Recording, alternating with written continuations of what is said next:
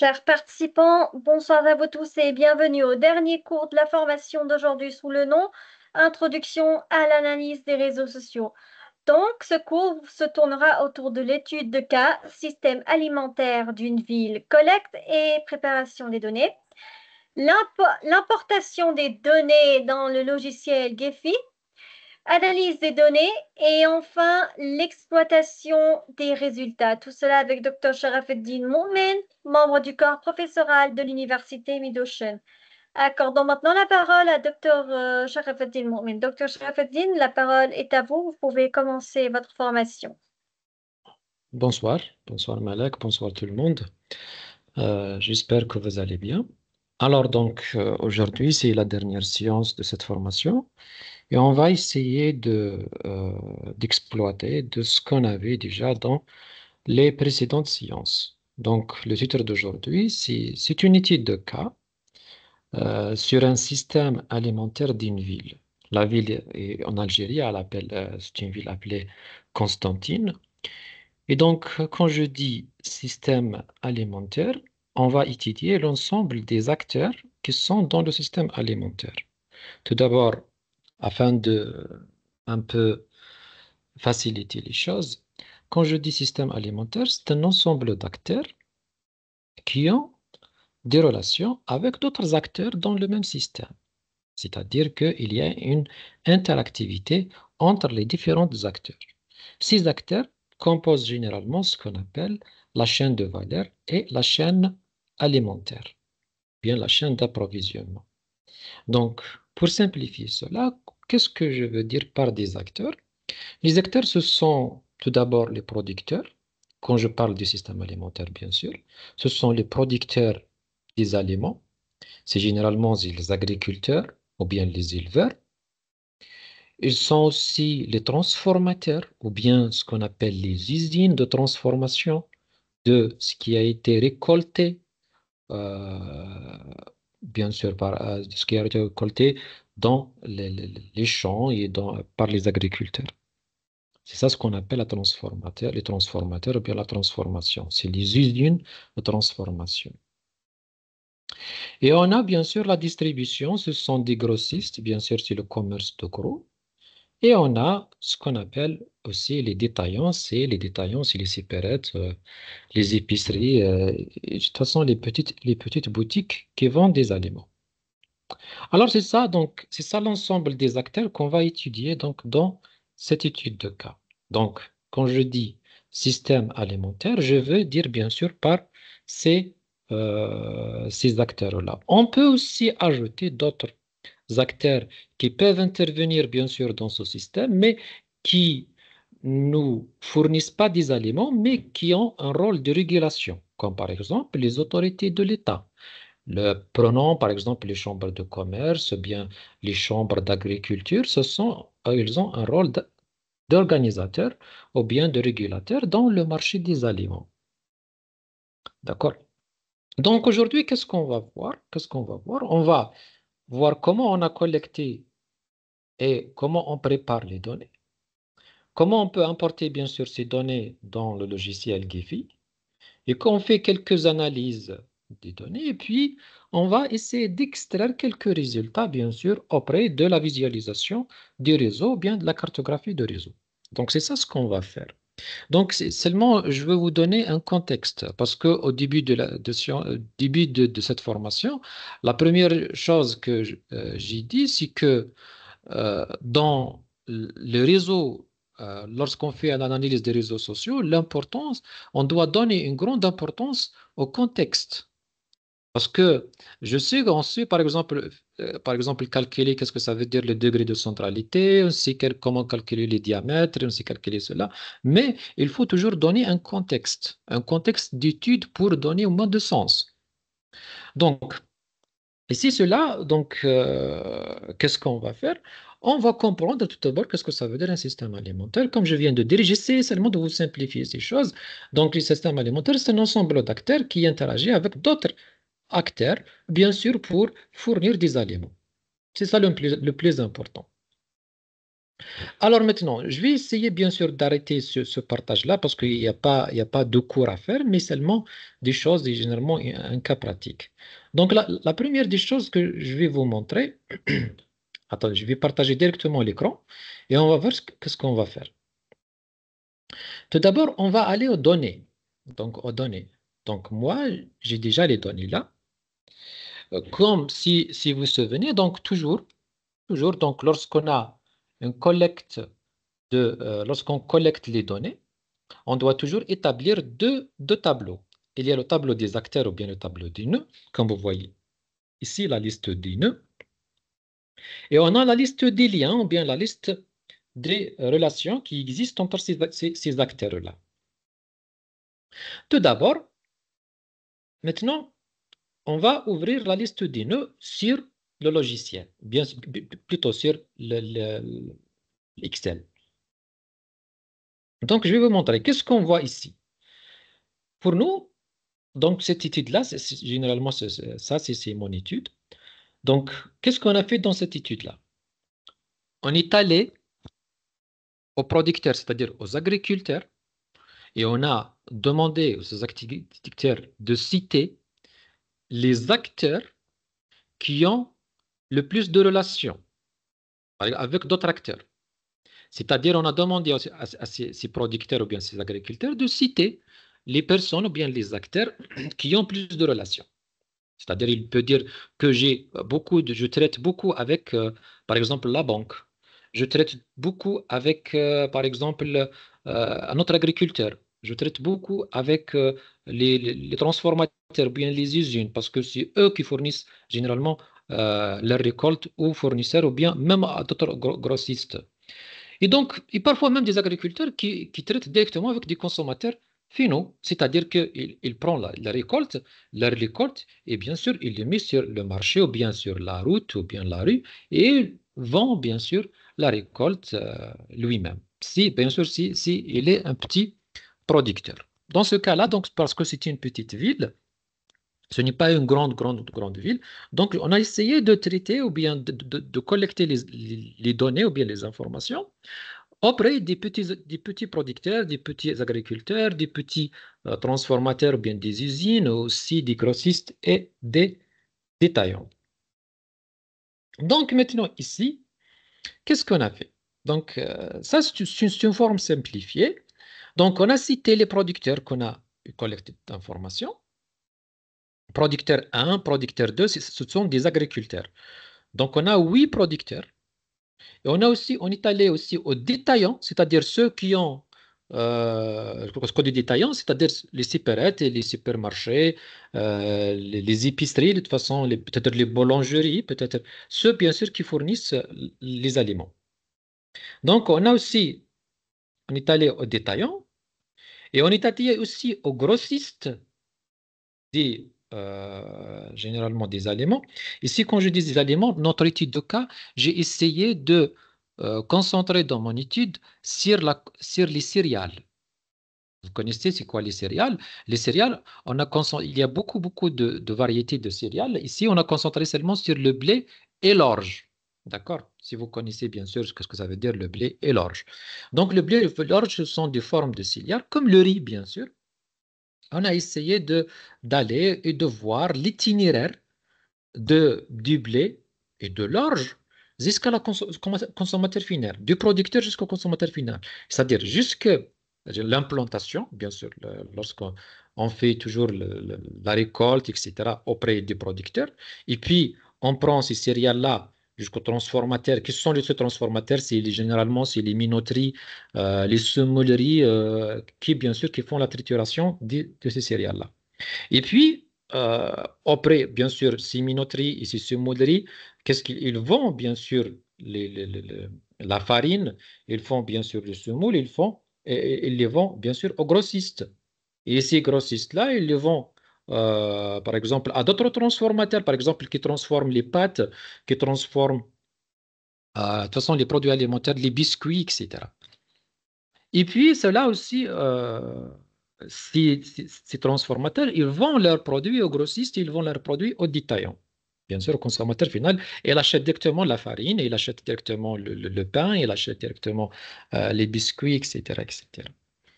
Alors, donc on a essayé maintenant de citer l'ensemble des, des acteurs. On a identifié leur nom, bien sûr, mais ici j'ai écrit leur un producteur 1, 2, 3, bien sûr, pour des raisons de confidentialité de ces producteurs et aussi des acteurs. Et on a la catégorie. Ça, c'est très important. On a catégorisé les acteurs parce que ici, le ID, c'est l'identifiant. On a acteurs 1, 2, 3, 4 jusqu'à 8 ce sont des producteurs. Déjà, c'est la catégorie des producteurs, comme vous voyez. Et les détaillants, ce sont des détaillants. 1, 2, 3 jusqu'à la fin. Ici, il est comme ça. Donc maintenant, par exemple, ici, Axiom, Bifa, Agrodiv, Albaraka, Lamima, Kenza, etc. Tout ça, ce sont généralement des transformateurs ou bien des usines de transformation. Comme je viens de dire, peut-être qu'ils sont des usines de biscuiterie, des usines de pâtes, etc. Donc, ce sont ce qu'on appelle les transformateurs. On a catégorisé ceux-là. Et puis, on a identifié leurs coordonnées GPS. Qu'est-ce que ça veut dire leurs coordonnées GPS? C'est on a identifié leur positionnement exact dans la cartographie, c'est-à-dire dans la carte géographique. Ici, on a la latitude, la longitude dans la carte. On va pas, bien sûr, on va pas montrer où est exactement dans la carte, mais on peut voir approximativement dans Giphy, parce qu'il nous faut d'autres logiciels pour intégrer ce logiciel-là avec Giphy pour montrer la carte avec toujours ça le positionnement. Bien, pour nous, c'est important seulement le positionnement pour voir le positionnement de ces acteurs-là. Alors, donc, on a pris maintenant, c'est ça, on a établi la liste des nœuds. C'est de cette manière-là. Donc, on a besoin de l'identifiant, on a besoin de leur catégorie pour savoir qui sont, et on a identifié leur positionnement. Donc, on a terminé maintenant avec la liste des nœuds. Je vais faire le pas, enregistrer. Donc, je vais aller maintenant aux listes de liens, ou bien la liste des relations existantes. Donc, maintenant, qu'est-ce qu'on a besoin lorsqu'on on prépare la liste des liens? On a besoin seulement de deux colonnes. C'est la source et la cible. C'est ça. La source et la cible. C'est-à-dire la relation existante entre les différents acteurs. Maintenant, le producteur là, il a une relation avec sa OAC. L'OAC, ça ici, c'est l'Office national des céréales.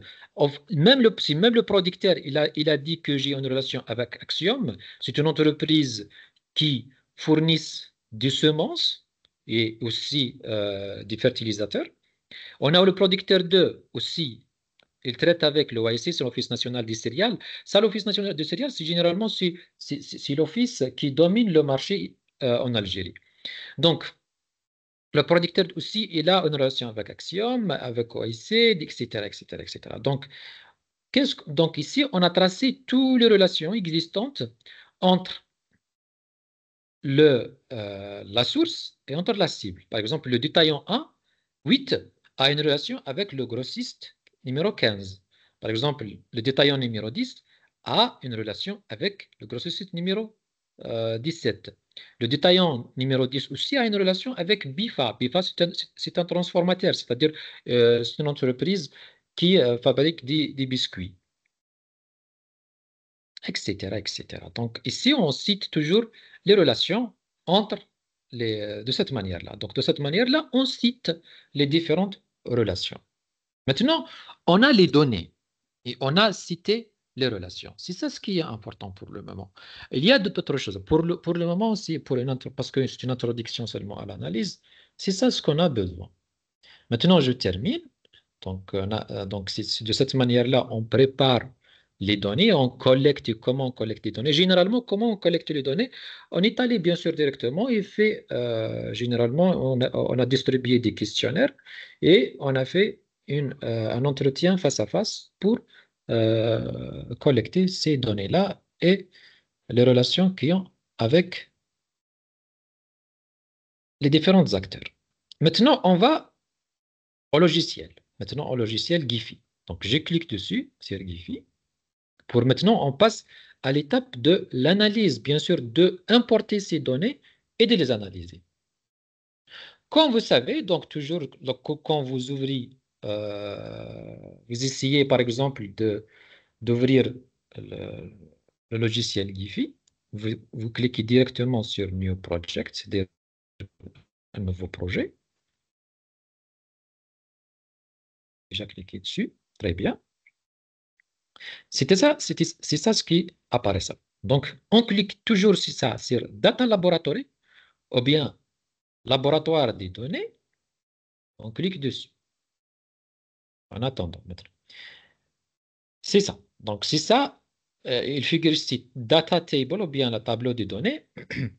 On clique maintenant sur les nœuds, ou bien Nodes, et importer Spreadsheet, c'est-à-dire importer la forme d'Excel.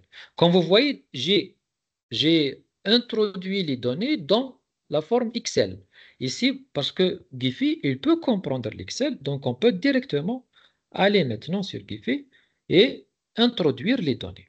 Maintenant, la première des choses, parce que c'est les nœuds, donc je clique sur la liste des nœuds et je vais ouvrir. J'attends. Donc maintenant, le logiciel a compris donc la feuille numéro 2, c'est Node Table ou bien la table numéro, la table des nœuds, est déjà compris. Donc, ID, c'est l'identifiant, ça, c'est le label, le billet, et ça, c'est la catégorie de l'identifiant. Est-ce que c'est un producteur? Est-ce que c'est un transformateur? Est-ce que c'est un grossiste? Est-ce que c'est un détaillant? Etc. Et aussi, il a compris qu'il y a une latitude et longitude c'est-à-dire le positionnement géographique de ces acteurs-là. Je clique Next ou bien Suivant. Et seulement maintenant, il confirme. Je confirme avec Finir. Maintenant, il a dit que vous avez déjà ici 125 nœuds, c'est-à-dire 125 acteurs. Je clique ici parce que je ne veux pas ouvrir un autre. Le type de graphe, c'est mix, donc on laisse, c'est toujours mix, ce n'est pas important. Donc, je clique OK. Et c'est ça ce qui va apparaître. Donc, on a l'identifiant, l'ensemble, c'est les acteurs, leurs libellés, c'est qui sont, si vous pouvez décrire, leurs catégories qui sont, et leur positionnement géographique, la latitude et la longitude. Ça, c'est pour les nœuds. Mais ça ne suffit pas. Qu'est-ce qu'on a besoin maintenant? On a besoin d'aller et d'introduire le tableau des liens. Ici, il faut aller cliquer sur Edges, ou bien les liens de relations. On fait la même chose comme on a fait avec la table des nœuds. Import spreadsheet, c'est-à-dire importer euh, les documents. La liste des liens, maintenant je clique sur la liste des liens, et puis je fais ouvrir. Aussi, il a compris. Il a compris que ça, c'est un tableau des liens, et source et target, c'est-à-dire la cible. Donc ça, généralement, c'est la relation existante entre les différents acteurs. Je fais Next, c'est-à-dire suivant, et je clique sur Finir.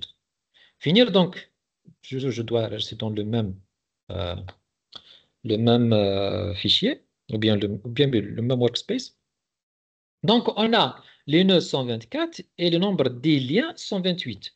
Ça, donc, il n'existe pas trop de relations entre les différents acteurs. Parce que ici, je voulais faire ça parce que pour vous montrer la réalité des données. Ce n'est pas ce qu'on avait déjà précédemment parce que les données étaient un peu parfaites.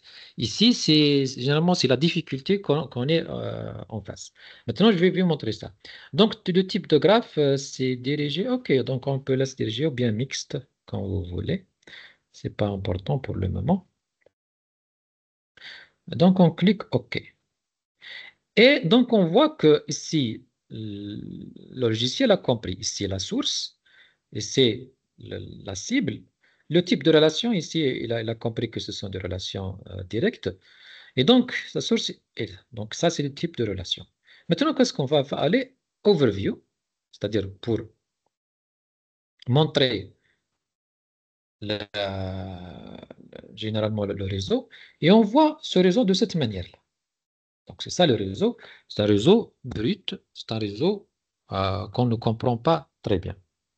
Mais on va essayer maintenant de montrer d'une manière claire.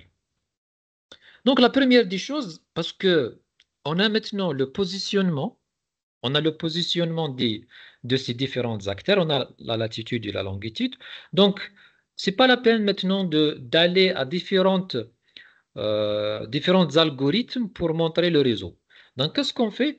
On peut directement essayer de faire la projection sur une carte géographique, réellement, comment ils sont positionnés réellement dans la réalité. Qu'est-ce que fait?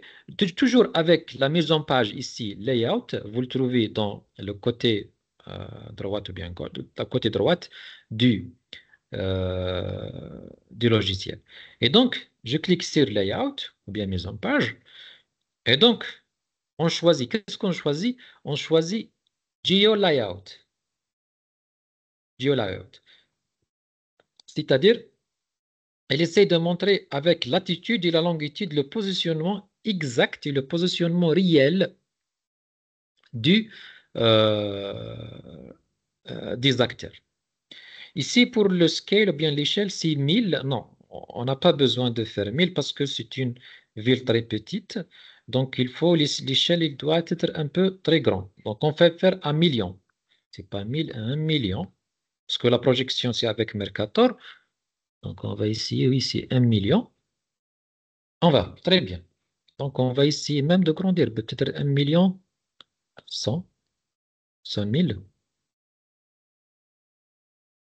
Oui, très bien. Donc, de cette manière-là,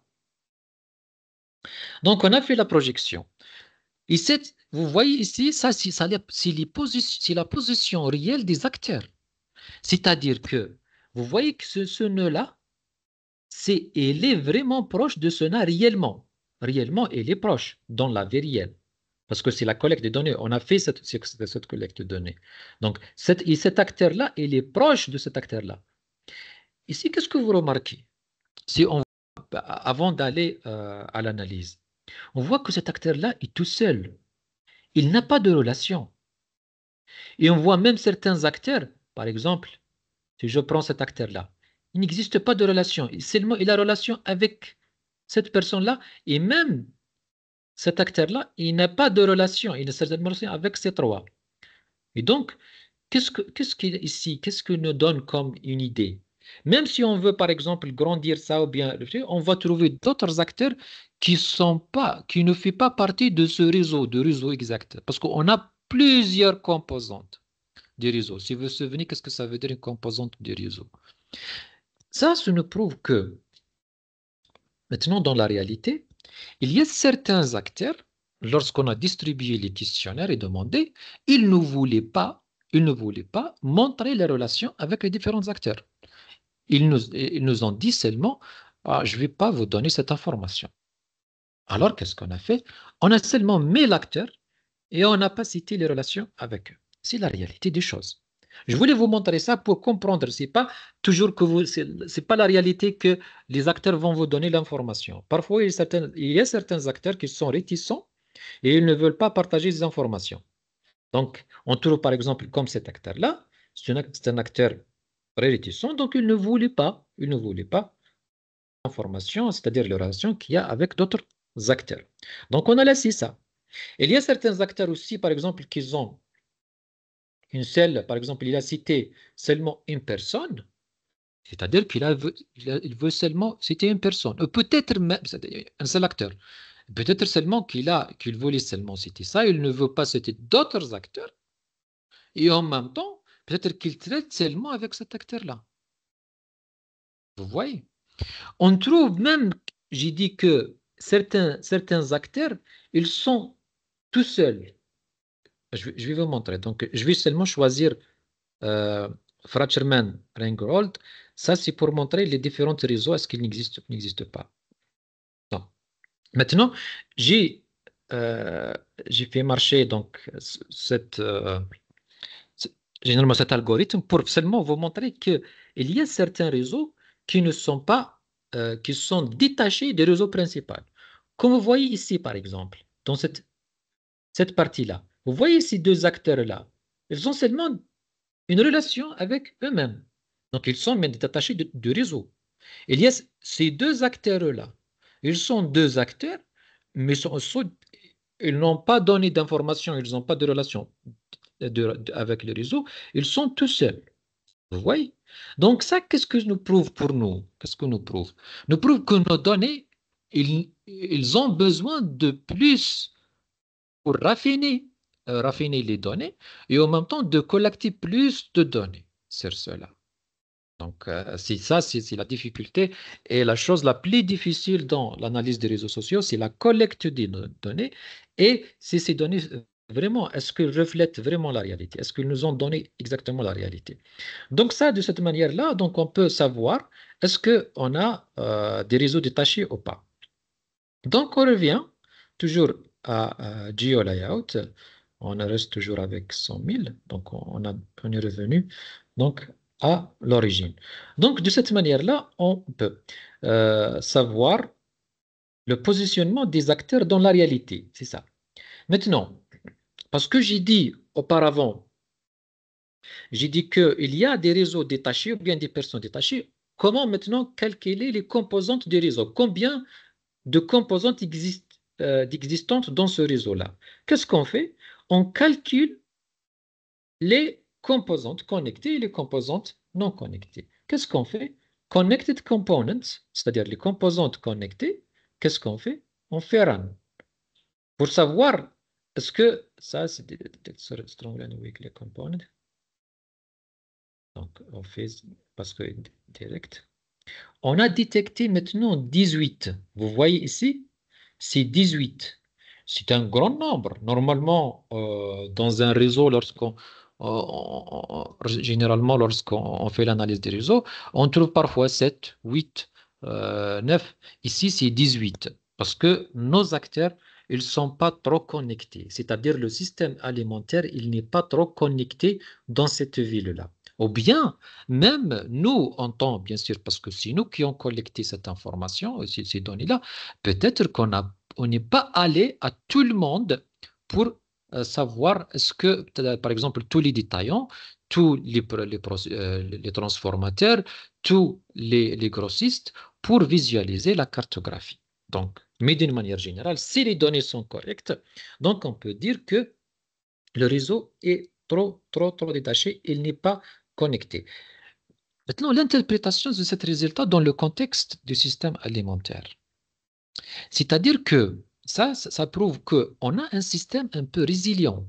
Et c'est une bonne chose pour un système alimentaire parce qu'ils ne sont pas connectés tous dans un seul réseau. Parce que on est connecté dans un seul réseau, lorsqu'il y a une rupture dans le réseau, c'est-à-dire un problème dans le réseau, tout le réseau va être bousillé. Donc, c'est un problème. Mais si on a des composantes indépendantes, qu'est-ce que ça veut dire? Ça veut dire que le système alimentaire, il peut être résilient, c'est-à-dire il peut être flexible. Malgré que lorsqu'on expresse cette relation, ça, c'est le côté positif. Il y a un côté négatif. Par exemple, la composante 118, ça veut dire qu'il n'existe pas une grande efficacité dans le système alimentaire, soit en termes de quantité des aliments, soit en termes de qualité des aliments, soit en termes de temps. Peut-être que ces composantes détachées de réseau, peut-être qu'il n'y a pas de route, peut-être que le temps pour faire le transport des aliments, ça prend beaucoup. C'est pourquoi ils sont maintenant détachés. Ils ne veulent plus de transport de ces aliments-là. Donc, il y a toujours des explications à faire pour dans ce contexte-là. D'accord? Donc, de cette manière, vous faites vos explications. Chaque élément est très important donc à expliquer. Maintenant, on revient, par exemple, ici, euh, on va essayer, par exemple, voir le diamètre, c'est-à-dire c'est quoi le diamètre, c'est-à-dire combien de liens existants entre deux nœuds, c'est-à-dire le nombre de liens le plus long dans le réseau. Donc ça, c'est toujours indirect, ce que je trouve. C'est 12. C'est 12, c'est un peu long. Donc malgré que c'est une ville, mais généralement, parfois on trouve que dans un réseau, entre les deux nœuds, le trajet le plus long, ça prend 12 liens, donc qui est une chose très, très longue. Ça veut dire que parfois, c'est très difficile de peut-être de transporter les céréales d'une région à une autre. Donc ça, c'est ça, ça s'approuve de cette manière-là. Donc maintenant, on va essayer de visualiser, visualiser les différentes partitions, c'est-à-dire les différentes catégories existantes dans ce réseau. Donc, si vous vous souvenez, qu'est-ce qu'on a? Je vais cliquer sur les nœuds. Ici, on va les apparences, nœuds, partition, ici partition, choose an attribute, donc on va choisir un attribut. Qu'est-ce qu'on va choisir ici? Donc, qu'est-ce qu'on a? On a le between centralité, on a closeness, la component, etc. Mais pour nous, on va choisir seulement catégorie. Parce qu'on va essayer de catégoriser ces, dans le système alimentaire. Donc, on a 39% de ce réseau, ce sont des grossistes. 30%, ce sont des détaillants. 21%, ce sont des transformateurs ou des usines. Et 7,2%, ce sont des producteurs. Et 1,6%, ce sont des institutions publiques ou des institutions gouvernementales. Donc, c'est ça les différentes catégories existantes dans ce réseau-là. D'accord? On a les grossistes, les détaillants, les transformateurs, les producteurs, les institutions. Maintenant, euh, avant de cliquer maintenant sur le réseau, parce qu'on a les producteurs ici 7,2. Et malgré ici, on trouve que les grossistes sont 39, les détaillants sont 30, les transformateurs sont 21, les producteurs, ils sont de très petits nombres. 7,2. Comment on peut expliquer cela? Comment peut-on expliquer cela? On peut l'expliquer de deux manières. La première des choses, c'est que peut-être que cette ville-là, elle n'est pas dépendante de ses producteurs, c'est-à-dire des agriculteurs. C'est-à-dire qu'il y a une grande importation des céréales, par exemple, de l'étranger ou bien de d'autres villes voisines. D'accord? De cette manière-là, on peut expliquer ça. Pourquoi il n'existe pas trop de producteurs dans cette ville? Pourquoi seulement 7,2? Ça, c'est la première explication. La deuxième explication possible, c'est que peut-être que ces producteurs-là, ce sont des grands producteurs, c'est-à-dire qu'ils produisent de grandes quantités. Donc, un producteur, il peut satisfaire peut-être cette ville-là. Vous voyez? Donc, c'est pour cela, on peut expliquer de cette manière, le nombre, bien généralement, pourquoi les producteurs sont 7,2. Pour les institutions, 1,6, c'est normal. Généralement, les institutions, ce sont des institutions de régulation, comme par exemple la chambre de commerce, etc., ou bien la chambre d'agriculture, etc. Donc, toujours, il suffit une dans la ville. Vous voyez, donc, de cette manière-là, on peut expliquer et visualiser le réseau. Maintenant, on va le visualiser. Vous voyez? Maintenant, dans le réseau, dans ce réseau qu'on vous voyez ici, ça, c'est donc... ça, donc, de cette couleur-là, on trouve généralement, ce sont des producteurs. Et le vert, c'est pour les détaillants. Le bleu, ce sont généralement les transformateurs ou bien les usines. Et en orange, on trouve, c'est les différents producteurs. Ici maintenant, parce que ça c'est la réalité, c'est leur positionnement réel dans la carte géographique. On voit que les détaillants, ils ont une place bien particulière ici. Et les grossistes, et même les grossistes et les transformateurs, ils ont une place distincte de cette place-là. Ça nous prouve quoi maintenant? Ça prouve que les détaillants existent où? Ça prouve que cette place-là, ou bien cette région-là, elle est une région très peuplée. C'est-à-dire il y a une population. C'est pourquoi on dit qu'il y a beaucoup de détaillants ici. Parce que généralement, c'est les détaillants où se trouvent, donc on les trouve bien sûr, proches de la population, proches des consommateurs. Mais cette, généralement, cette côté de la ville, c'est on trouve les grossistes et on trouve en même temps les transformateurs, ou bien les usines, ou bien les petites unités de transformation des céréales. Donc, on trouve à côté. Ça prouve que cette partie-là, elle peut être une zone industrielle, ou bien c'est une zone non peuplée où les gens ici, c'est bien sûr une chose de commerce de gros, et une région industrialisée. Vous voyez? Par rapport maintenant, on trouve que le reste, les producteurs ou bien les agriculteurs, ils sont loin de la ville. Vous voyez ici, toutes ces relations-là, si en orange, ils sont loin. Par exemple, ces producteurs-là, parce que ils font la production aux terres agricoles. Et ces terres agricoles, ils doivent être au nord de la ville. Vous voyez? De cette manière-là, donc, on la vit. Donc, ça, si on veut ajouter d'autres explications de réseau, on voit que ici, parce que les producteurs sont un peu loin et les grossistes et les transformateurs, ils sont de côté, les détaillants sont de côté parce que ça prouve que dans cette position-là, il existe beaucoup de détaillants, donc là, il y a de la population, bien une grande densité de population. Ça, qu'est-ce que nous donne comme une information ou bien comme des suggestions?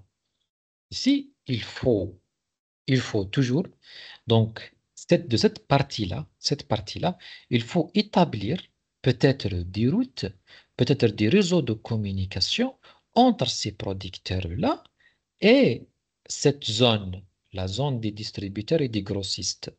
Pourquoi? Parce que ce sont généralement des céréalicultures. Donc, la céréaliculture ici, c'est généralement, ils traitent directement avec les transformateurs et les transformateurs, ils traitent avec les grossistes. Donc, ici, on doit établir bien sûr comme une chaîne de transport, etc., pour rapprocher la récolte, bien de ces producteurs-là, la récolte près de ces transformateurs.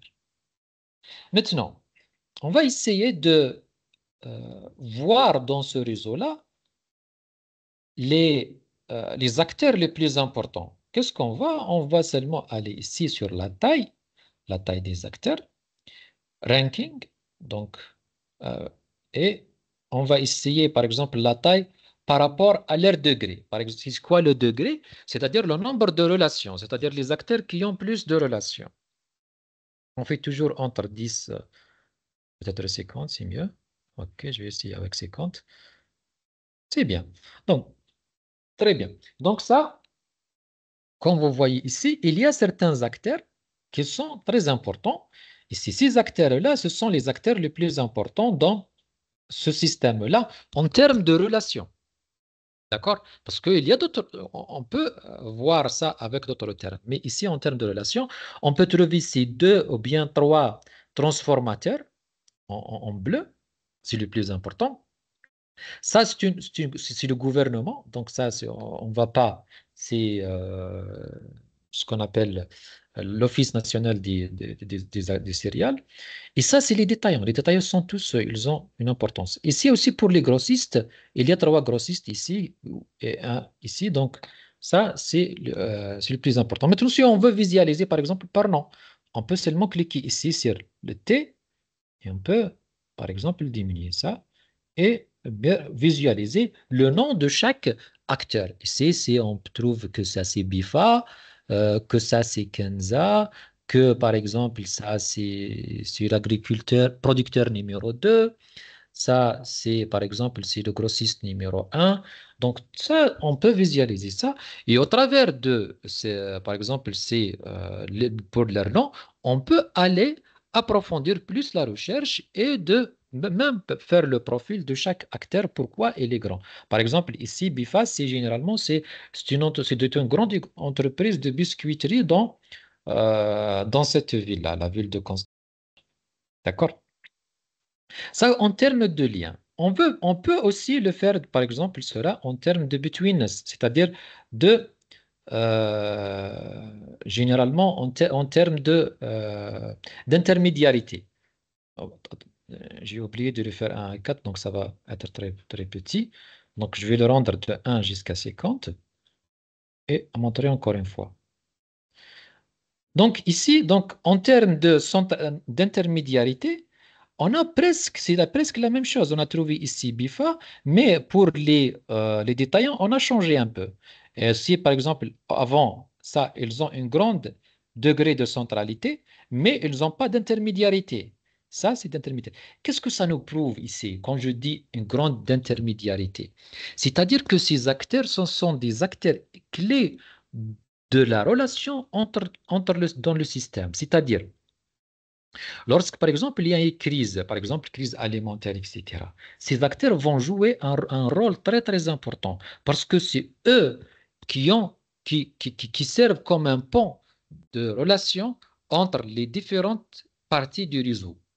C'est-à-dire que lorsqu'il y a un problème, c'est-à-dire, ou bien si on veut transporter, ou bien acheminer ces aliments-là, ces acteurs-là jouent des acteurs clés dans ce réseau. C'est ça. Donc, de cette manière, on peut expliquer cette chose-là. Qu'est-ce qu'on a encore aussi à montrer? Donc, on ne reste pas beaucoup de temps.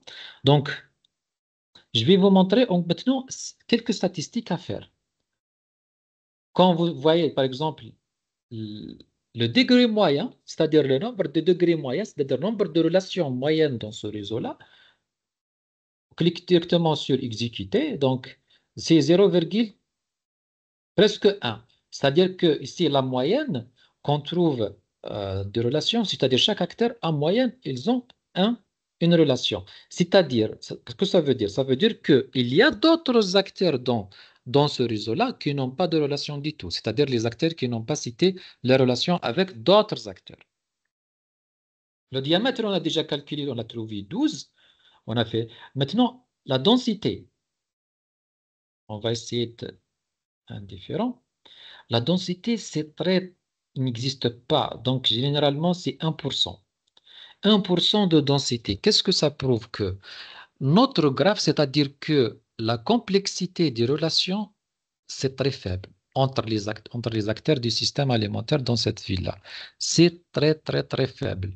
C'est-à-dire qu'il n'existe pas trop de relations dans ce réseau-là. C'est-à-dire chaque acteur, peut-être, il a une relation avec un acteur, il y a un acteur avec une relation avec un autre acteur, mais il n'y a pas trop de relations. C'est-à-dire que chaque acteur, il n'a pas trop de, peut-être, de fournisseurs et il n'a pas trop de clients dans cette chaîne-là, ce qu'on appelle la chaîne d'approvisionnement, entre bien sûr du producteur jusqu'au consommateur final. C'est comme ça qu'on interprète ce résultat-là. Parce qu'il n'existe pas, la densité est très faible, ça veut dire que les acteurs, peut-être qu'ils ont seulement 2 ou 3 acteurs à traiter avec, et ces acteurs-là, ce sont les seuls. Ça veut dire qu'ils n'ont pas trop de choix pour changer les acteurs. C'est-à-dire, lorsqu'il y a un problème, par exemple, il y a un problème avec un acteur, il ne peut pas le changer facilement. Parce que, pourquoi? Parce qu'il est habitué toujours à traiter avec cet acteur-là. Donc, on trouve ça d'où? Au travers, bien sûr, ce, cet indicateur, la densité. Maintenant, on va chercher, par exemple, la modularité. C'est-à-dire, est-ce qu'il existe des agglomérations de nœuds entre eux. Par exemple, ceux par exemple, qui traitent beaucoup, beaucoup entre, bien sûr, entre les acteurs. Qu'est-ce qu'on fait toujours? On clique sur exécuter sur la modularité et on clique dessus. Ici, c'est 75%. C'est un très bon indicateur. Qu'est-ce que ça veut dire cela? Que 75%, c'est de la qualité généralement de séparation entre les différentes catégories ou bien les différentes agglomérations du nœud. Ce n'est pas les différentes catégories, par exemple, de détaillants, grossistes, transformateurs. Non. C'est-à-dire entre les différentes agglomérations, c'est-à-dire les différentes c'est les gens ou bien les acteurs qui traitent entre autres. D'accord? Maintenant, je vais essayer ça. Par exemple, même les montrer, essayer de le montrer. avec, bien sûr, c'est de la couleur, les partitions. On veut toujours la modularité. Donc, qu'est-ce que je clique? Je clique sur l'une, partition. Maintenant, on élimine les couleurs de catégorie. On va directement aux couleurs par modularité. C'est-à-dire, combien de modalités existent? Il y a beaucoup. Donc, parce que, donc, non, non, il n'existe pas trop. 6 ou 7. Donc, on va appliquer ça. Voir. Très bien. Donc, qu'est-ce qu'on a trouvé ici? On a trouvé maintenant, donc, il y a cela donc, en orange. On trouve, c'est-à-dire ces personnes-là traitent avec. Donc, il y a les verts, les bleus. Donc, ça, ce sont des personnes qui ont des relations très étroites entre autres. C'est-à-dire que peut-être que ce grossiste-là, il traite beaucoup avec ce détaillant, il traite beaucoup avec ce transformateur. Ce transformateur traite beaucoup avec ce détaillant, etc., etc. Donc, des, euh, ils construisent comme des petites communautés de, bien sûr, de transactions commerciales entre eux.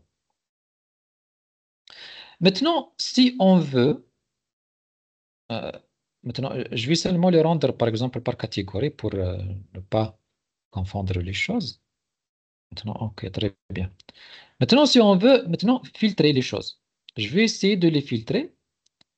Typologie, qu'est-ce que je fais? Je fais filtre et typologie. Je prends à la base de leur degré. Généralement, à la base de leur degré. C'est quoi le degré? C'est à la base des relations. Maintenant, j'ai essayé de filtrer les qu'ils ont, par exemple, seulement des relations moins de 3. On le trouve de cette manière-là, filtré. Donc, je vais essayer plus, peut-être 5. Non, c'est peut-être 4, c'est plus mieux. 3. Ouais, 3, c'est bien. Très bien, stop. Je vais essayer de filtrer encore une fois. Très bien, 3. Donc maintenant, j'ai éliminé l'ensemble des acteurs qui ont moins de 3 relations, c'est-à-dire les acteurs qui ne sont pas très importants, qui n'ont pas trop de relations. Et donc, j'ai laissé seulement les acteurs qui ont plus de 3 relations jusqu'à 11, parce que le maximum ici, c'est 11 relations. Et donc, c'est ça les acteurs les plus importants dans ce réseau-là. Donc, on trouve 1, 2, 3, 4 et 5. Donc, on a 5 transformateurs très importants. On a 1, 2, 3, 4, 5, 6 et 7 et 7 grossistes. 1, 2, 3, 4, 5, 6, 7, 8, 9, 10. Et on a 10 détaillants très importants. Et on a aussi trouvé que, bien sûr, toujours l'institution publique, parce qu'ils ont un poids très, très important. Donc, toujours, ils sont là. Et bien sûr, par rapport au reste, par exemple, certains producteurs qui sont de relation avec le réseau. Donc, de cette manière-là, donc, on peut calculer et on peut voir les réseaux les plus importants. Maintenant, à travers par exemple, ce résultat, parce qu'on a filtré, on a éliminé les réseaux ou bien euh, les acteurs qui n'ont pas trop de poids, et on a laissé ça. Donc, de cette manière-là, ici, on peut approfondir l'analyse sur ces acteurs-là et étudier, par exemple, la quantité de leur production, la qualité de leur production, c'est quoi leur impact, et même, par exemple, si vous voulez faire des suggestions, lorsque vous voulez, par exemple, établir une nouvelle politique alimentaire, par exemple, au sein d'une ville, par le maire ou bien plus chef de ville, etc., on fait appel pas à tous les réseaux. Bien sûr, ces réseaux, c'est très compliqué. On fait appel, par exemple, à certains acteurs très importants. Par exemple, on fait appel à ces 3, bien 4 transformateurs, à ces 3 ou 4 grossistes, à ces 3 ou 4 détaillants, et on peut établir,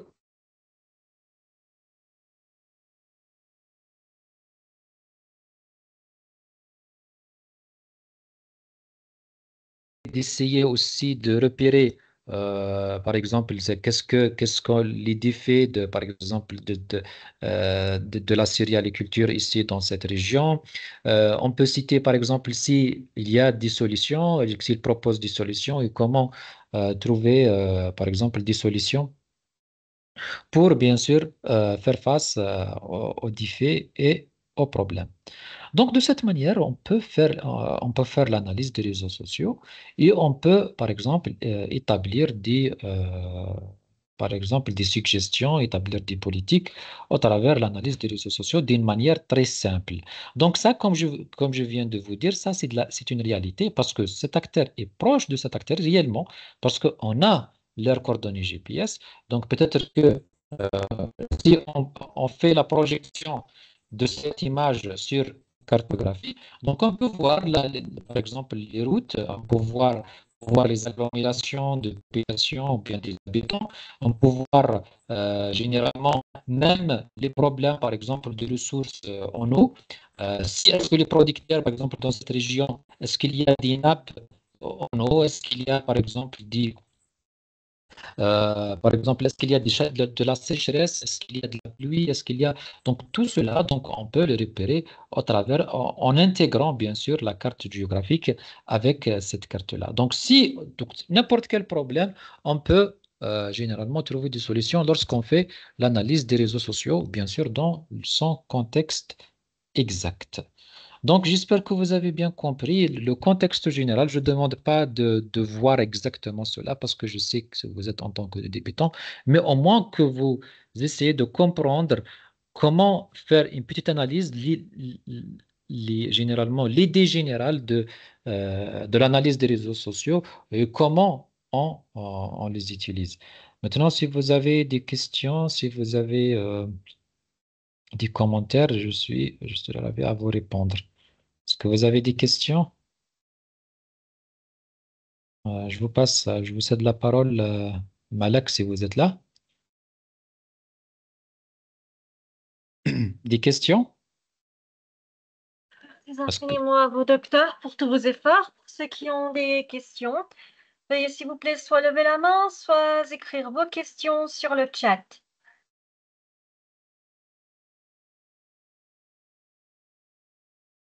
Des questions? Docteur Sharafuddin Moumen est à votre disposition. Vous avez terminé, n'est-ce pas, docteur, ou bien... oui, oui, j'ai terminé. Donc, seulement j'attends si vous avez des questions, est-ce que vous avez compris, si vous avez des commentaires ou bien ce que vous voulez faire. Tout le monde profitez de cette opportunité car aujourd'hui est la dernière séance. C'est le dernier cours aujourd'hui. Donc, s'il vous plaît, pour ceux qui ont des questions, veuillez s'il vous plaît soit lever la main, soit écrire vos questions sur le chat.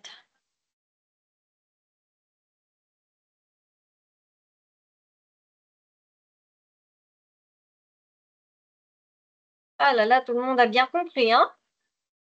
Eh bien. De toute façon, pour moi, l'essentiel, c'est qu'ils puissent comprendre la notion générale. Parce que la manipulation des logiciels, je sais que ça prend du temps. Et même comment préparer les données, ça va prendre du temps. Il faut toujours faire la pratique.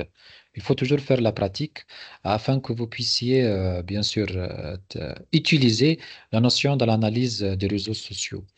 Je comprends toujours si ça va prendre du temps. Mais ce qui est important pour moi, c'est que vous compreniez le concept général. Qu'est-ce que ça veut dire une analyse des réseaux sociaux? C'est-à-dire et comment on l'utilise et pourquoi on l'utilise et quels sont les résultats qu'on puisse exploiter au travers des réseaux sociaux.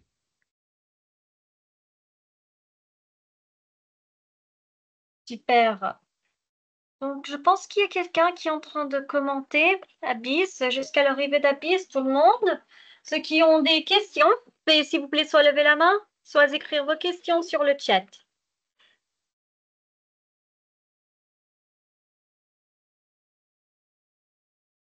Comment télécharger? J'ai pas très bien compris votre question. Télécharger L'application, quoi? les logiciels. Euh, Comment le télécharger? Ah, d'accord, très bien. Donc, vous pouvez seulement entrer par exemple, dans le site de Giphy. Vous écrivez Giphy, Gephi, et vous trouvez généralement dans le site web de Giphy, vous pouvez le télécharger directement. Donc, il n'y a pas de problème parce que c'est un logiciel gratuit Vous pouvez le télécharger, c'est facile. Donc, sur leur site, vous écrivez seulement Giphy et vous trouvez le site de Giphy et vous le téléchargez directement. Vous allez le trouver.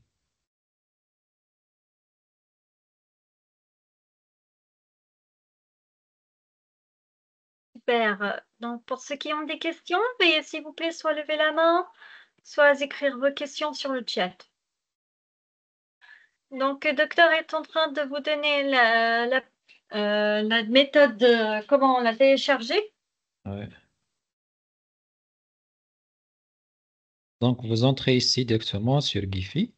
Et donc, vous trouvez ça, c'est Giphy. Download, bien. Donc ici, la version 0.0.1, c'est la version la plus récente. Donc vous cliquez sur Download Giphy et puis ça, c'est bon.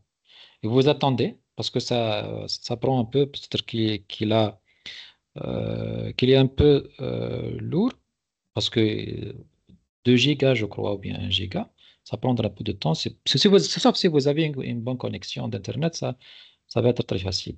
Mais donc, si vous cliquez seulement ici, dans le Giphy, et c'est bon. Donc, vous installez et vous pouvez le manipuler comme vous voulez.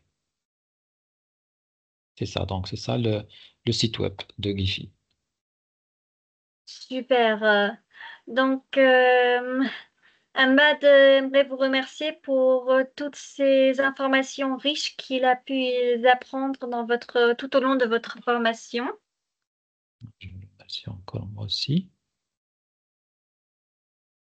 À tout le monde, pour ceux qui ont des questions, veuillez s'il vous plaît soit lever la main, soit écrire vos questions sur le chat.